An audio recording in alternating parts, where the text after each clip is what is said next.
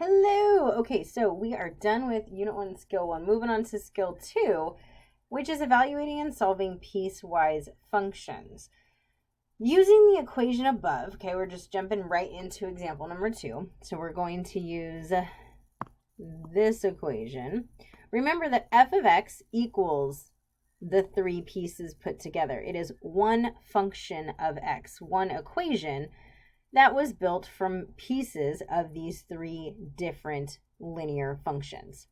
Okay, so the first thing is that it says f of 4. Well, remember that this represents f of x. So they're asking us to evaluate the piecewise function when x is 4. What is the corresponding y value, the corresponding output when x is 4? Well, how is a piecewise function restricted? By the domains. We have this domain restriction, this domain restriction, and that domain restriction. So if I'm asked to find an output, in other words, it says f of 4, I'm trying to figure out where x is equal to 4. Now let's pretend we didn't have the graph, because we could look and find it there. If we didn't have the graph, we'd have to go to our three given equations. All right, the first one, x is less than 1. Is, and I'm going to write it over here, is 4 less than 1? Does that work? No, that doesn't make sense. So it's not the first equation. Okay, well, if I substitute 4 in for x, is 4 greater than or equal to 1 but less than 4? No, this piece right here causes us to cross it out. We then have to look to the third piece. Well, if I substitute 4 in for x, is 4 greater than or equal to 4? Yes, yes it is. So this is the piece of the function that corresponds to x equaling 4. There isn't an x in this part of the equation. I'll erase the extra circle. It's just a constant linear function. So when x is 4, y is 1.5. f of 4 equals 1.5. And just to kind of give us an idea of what this is representing, it's a coordinate. If x is 4, then the y value is 1.5. Okay, so let's take a look at example 2. Here it's very similar. We're given an x value and we're asked to evaluate what is f of -5. All right, starting over, starting at the first piece and see where it fits. Is -5 less than 1? Yes, yes it is. So right away, we're done. The x equaling -5 corresponds to the first part of the equation. So how do we find the corresponding y value? Again, pretending we don't have the graph. I'm going to take -5 and I'm going to substitute it in for all x values. That's what we're doing here. We're evaluating when x is -5. And then I'm going to simplify down. So I get -10 plus 1.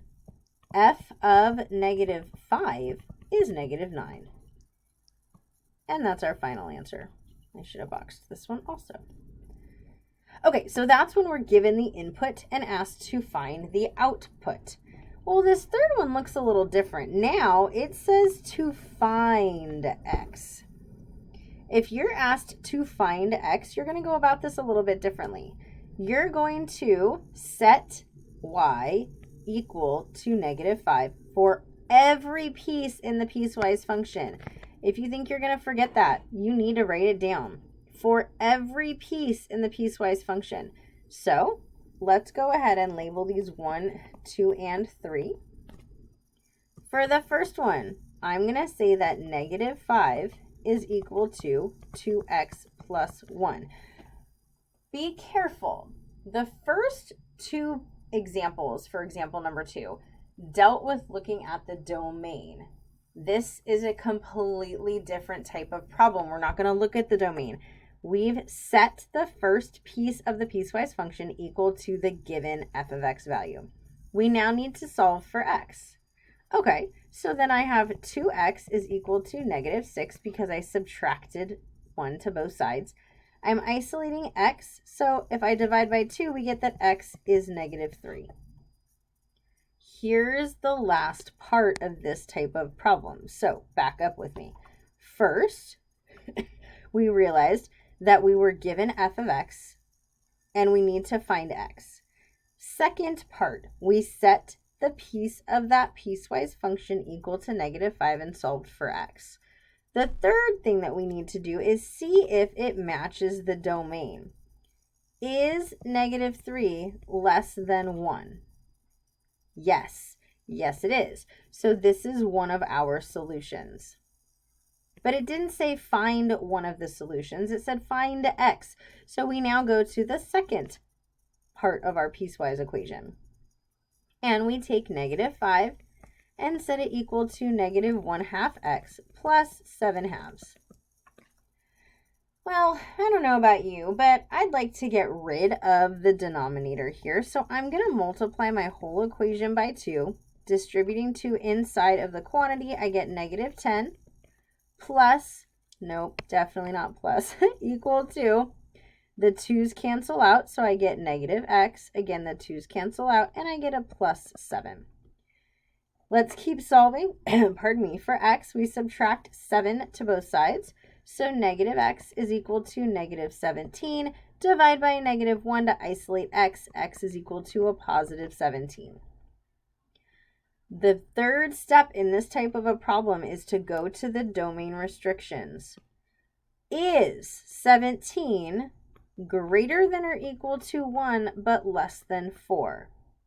No. No, it is not. I'm not going to write that because it looks like an x. So therefore, this is not one of our x values to fulfill f of x equaling negative 5. The last equation that we have is 1.5. I'm going to do over here on this side. So we're going to take negative 5 and set it equal to 1.5. Is this even possible? Can negative 5 equal 1.5? No, that's silly. So our only solution is that x equals negative 3. Could we have had no x's found? Certainly. Could we have had all 3? That'd be strange, but it's possible. So just know that you need to solve every piece in the piecewise function when given f of x to see if the x you find through solving fits within the domain. Okay, what about example 2b? First was a, now it's b. Find x when f of x equals 10. All right, this is exactly what we just did. I'm going to label these again, 1, 2, and 3, to keep straight which equation pieces I've looked at and which I haven't. F of x equals 10. Here we go. For the first piece, I'm going to set 10 equal to negative 2x plus 1. And then I'm going to isolate x. So I'm going to subtract 1. We get negative 2x is equal to 9. And divide by negative 2. So x is equal to negative 9 halves. Or if you want to put it into decimal format, negative 4.5.